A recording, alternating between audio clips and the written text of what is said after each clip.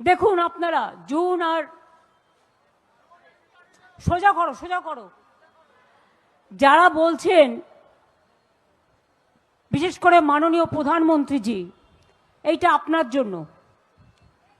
আপনি মাননীয় রাষ্ট্রপতি একজন মহিলা এবং ট্রাইবেল লিডার, তাকে সম্মান দেন? তাহলে বলুন কেন প্রধান রাষ্ট্রপতি দাঁড়িয়ে আছে এবং আপনি বসে আছেন?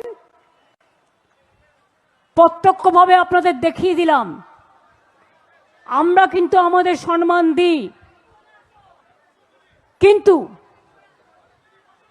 কিন্তু এরা সম্মান দেয় না।